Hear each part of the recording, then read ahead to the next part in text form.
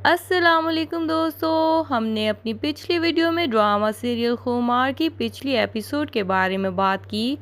अब हम उसकी आने वाली स्टोरी को डिस्कस करेंगे कि उसकी आने वाली किस्तों में क्या होने वाला है। खुमार ड्रामा भी अपनी एंडिंग पर है। अब बस मैक्सिमम उसकी 3 एपिसोड्स होंगी या फिर सेकंड लास्ट एंड लास्ट की एपिसोड्स आई थिंक होंगी। अभी उसकी एंडिंग डिस्कस करने से पहले अगर आप हमारे चैनल पर नए हैं तो चैनल को सब्सक्राइब कर लीजिए ताकि आप हमारी कोई भी वीडियो मिस ना कर पाएँ। और अगर आपको वीडियोस पसंद आ रही हैं तो लाइक एंड कमेंट करके अपनी राय का इजहार ज़रूर दे दिया करें। कहकशां बेगम की फैमिली आसमान से ज़मीन पे आ गिरी है, लेकिन उनकी हरकतें अभी तक समझ नहीं आ रही। उनका अपने घर में लास्ट डे होता है और वो नौकरों को आपस में बातें करते हुए सुन लेती हैं, जो कि मालिकन के ख़िलाफ़ यही बातें कर रहे होते हैं कि मालिकन के साथ हुआ तो बहुत बुरा है, पर उन्होंने भी दूसरों के साथ जितना बुरा किया है उसी सब की सज़ा उनको मिल रही है। स्पेशली हरीम भाभी के साथ जो कुछ उन्होंने किया, इस सब का ही उनको फल काटना पड़ रहा है। अब यहाँ कहकशां बेगम जो कि इतनी ज़्यादा गरीब हो चुकी हैं कि उनको रहने के लिए भी कोई जगह नहीं मिल पा रही, मतलब इतने पैसे भी नहीं है कि वो कहीं फ्लैट वगैरह या कोई रूम ले सकें अपने लिए रेंट पे और वहाँ जाके अपनी बेटी के साथ रह सकें। वो बल्कि अपने बेटे की सास के घर जाके रहना शुरू कर देती हैं। यहाँ एकदम नौकरों की बातें सुन के वो इतनी गुस्से में आ जाती हैं कि अपनी डायमंड रिंग उठा के उनको दे देती हैं कि ये लो, आपकी तनख्वाह मैं आपको दे के ही जाऊंगी और आपको ताने मारने की ज़रूरत नहीं है। और आगे जाके वो अपने बेटे की सास के ताने सुन लेती हैं। भाई इससे तो अच्छा था कि नौकरों के ताने सुन के बर्दाश्त कर लेती और उसी डायमंड रिंग को बेच के अच्छे खासे पैसे आ जाते। चलो 2-4 महीने के लिए आप कहीं कोई रूम या कोई रेंट पे हाउस ही ले लेती और अपनी बेटी के साथ सुकून से वहाँ जाके रह लेती और बेटे की सास के ताने सुनने से तो बच जाती।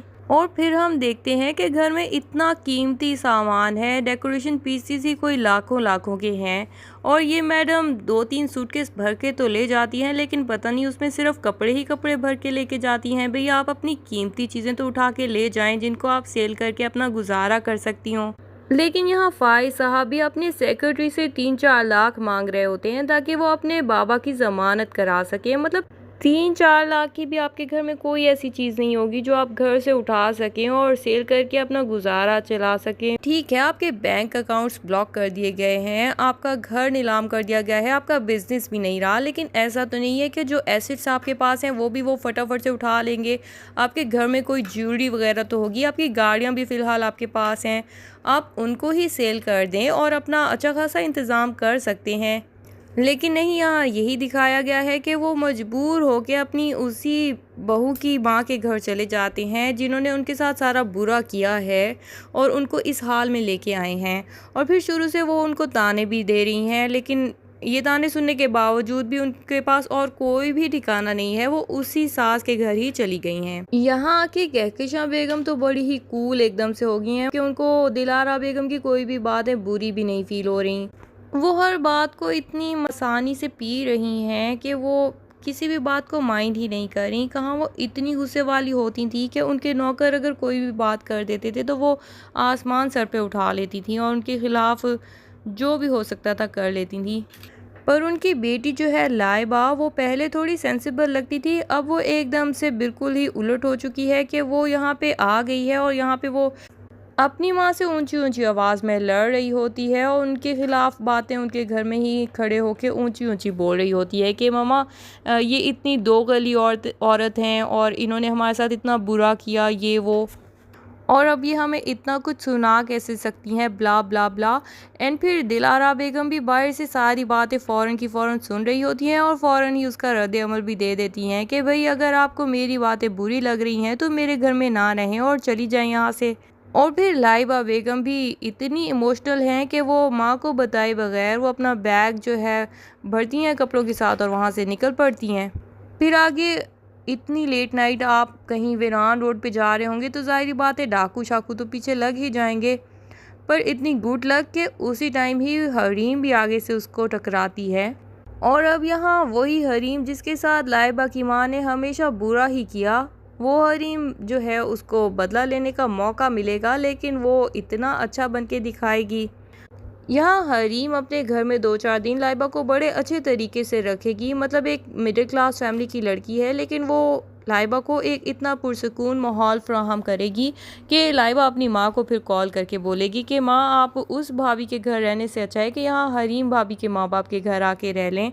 और फिर कहकशां बेगम जो हैं वो आके रहना भी शायद शुरू कर देंगी हरीम भाभी के घर, और फिर आहिस्ता आहिस्ता उनको एहसास होगा कि मेरी ये बहू तो बहुत ही अच्छी थी और मैंने इसके साथ हमेशा इतना बुरा किया। अच्छा जी, दूसरी तरफ जो फ़ाइज़ साहब हैं वो नौकरी की तलाश में शायद वो कहीं जाएंगे और अचानक से उनका एक्सीडेंट हो जाएगा, और फिर आई थिंक कि वो कोमा वगैरह में चले जाएंगे, कि वो काफ़ी दिनों के लिए हॉस्पिटलाइज्ड होंगे और वो किसी से कांटेक्ट नहीं कर पाएंगे। कहकशां बेगम हरीम के साथ रहते हुए उसका इतना अच्छा एटीट्यूड और उसके घर वालों की भी इतनी खिदमत देखते हुए भी उससे माफ़ी नहीं मांग पाएंगी अपनी किसी भी बात पे। हालांकि लाइबा उनको बार बार रिमाइंड कराएगी कि देखे माँ, आपने इन वाली भाभी के साथ हमेशा बड़ा बुरा किया है, उनकी लाइफ में हमेशा मुश्किलात पैदा की हैं और फ़ाइज़ भाई से उनको हमेशा दूर करने की कोशिश की है, लेकिन फिर भी वो हमारे साथ इस मुसीबत के टाइम पे कितने अच्छे से पेश आ रही हैं। लेकिन फिर भी कहकशां बेगम की आना बीच में आ जाएगी और वो माफ़ी कभी नहीं मांग पाएंगी हरीम से। पर हरीम शायद खुद से ही उनके पास आएगी और उनको कहेगी कि आपको मेरे साथ किए हुए किसी भी एटीट्यूड पे शर्मिंदा होने की ज़रूरत नहीं है। मेरा रिश्ता तो वैसे भी फ़ाइज़ से अब ख़त्म ही हो चुका है ऑलमोस्ट, अब थोड़ा बहुत ही रिश्ता बाकी है, वो भी ख़त्म हो जाएगा कुछ ही अरसे में। पर जितने अरसे का ये रिश्ता बाकी है तो मेरा फ़र्ज़ बनता है कि मैं फ़ाइज़ के घर वालों की ख्याल रख सकूं। दूसरा ये कि फ़ाइज़ के मेरे ऊपर बहुत एहसानात भी हैं, तो उन सब का बदला मैं इसी तरह ही चुकाना चाहती हूँ। यहाँ पे फिर कहकशां बेगम को रियलाइज़ होगा कि इनके डिवोर्स तो दिलवाने के पीछे मैं ही रीज़न हूँ, तो मुझे अब ये डिवोर्स का केस जो है ख़त्म करना है जल्द अज जल्द, और इन दोनों की आपस में सुलह करवा देनी है और अपनी गलतियों का ऐसे ही अजाला करना है। और फिर उनको थोड़ा बहुत एहसास भी होगा कि हो सकता है कि मेरे ऊपर जो भी मुसीबतों के पहाड़ टूटे हैं, हो सकता है कि ये हरीम के साथ जो मैंने बुरा किया है इसी वजह से ही हो। तो अब मैं इससे जब माफ़ी मांग लूँगी और दोबारा से फ़ाइज़ के साथ इसका रिश्ता जो है बिल्कुल ठीक करवा दूँगी, तो हो सकता है कि हमारी ये मुसीबतें भी कम हो जाएँ। At the same time Faiz जब थोड़ा बहुत होश में आएगा हॉस्पिटल में, तो नासिर भी कहीं अपना इलाज उसी हॉस्पिटल में करवा रहा होगा, और अपनी टांग की जो बिगड़ती हुई हालत देख के नासिर भी काफ़ी ज़्यादा अब गिल्ट फील कर रहा होगा। तो वो फ़ाइज़ को जब देखेगा तो वो सारी अपनी गलतियां उसके सामने तस्लीम कर लेगा कि मैंने कैसे हरीम की लाइफ में मुश्किलात पैदा की और झूठे इल्ज़ामात उस पर लगाए आपकी माँ के कहने पे। यहाँ फ़ाइज़ को अपनी माँ की असलियत तो पहले ही पता चल चुकी होगी, लेकिन जब उसकी अपनी माँ से दोबारा मुलाकात होगी, मतलब जब उसके वालिदा वगैरह ये जान जाएंगी कि वो किसी हॉस्पिटल में है और उससे मिलने जाएंगी, तो वहाँ पे उसकी माँ और बहन खुद भी उसके सामने इकरार जुर्म कर लेंगी कि किस तरह कहकशां बेगम ने हमेशा से हरीम का बुरा इमेज ही फ़ाइज़ के सामने बना के पेश किया, और कैसे वो फ़ाइज़ और हरीम के पीछे पड़ी रहीं कि ताकि उनकी डिवोर्स हो सके। और फिर फ़ाइज़ को ये भी बताएंगी कि किस तरह वो दूसरी भाभी के घर जितने दिन रहे तो उनकी माँ ने इनके साथ इतना बुरा एटीट्यूड रखा कि इनको यहाँ से भागना पड़ा, और किस तरह हरीम के घर वालों ने उनकी बिल्कुल हिफाजत की और उनको महफूज रखा। हरीम भाभी के छोटे से घर में भी उनको ज़्यादा सुकून और आरामदेह ज़िंदगी मुयस्सर आई। इसके बाद फ़ाइज़ के वालिद को भी जेल से निकलवाने में हरीम ही उनकी हेल्प करेगी, मतलब वो अपने बॉस से रिक्वेस्ट करेगी, और उनका बॉस तो हरीम की वैसे भी हर बात मानता है और वो फाइनेंशली काफ़ी रिच है, तो वो हेल्प आउट करेगा और कोई वकील अच्छा सा करवा के उनका केस भी ख़त्म करवा देगा। और इसके बाद जो फाइनल बॉम्ब ब्लास्ट इनकी फैमिली पे होने वाला है वो कुछ इस तरह से होगा कि रायान जो है वो भी अपने सारे पैसे आमना के हाथों लुटवा चुका होगा, और उसके पास कोई चारा नहीं बचेगा कि उसको पाकिस्तान ही आना पड़ेगा। वो इनके पास आएगा तो उसको भी पता चलेगा कि यहाँ पे तो बहुत ही बुरा उसके घर वालों के साथ हो चुका है। उसने अपनी बीवी की बातों में आके जो जो कुछ किया उसकी वजह से उसकी फैमिली बिल्कुल आसमान से ज़मीन पे गिर चुकी है, तो वो वापस आके सबसे माफ़ी शाफ़ी मांगेगा।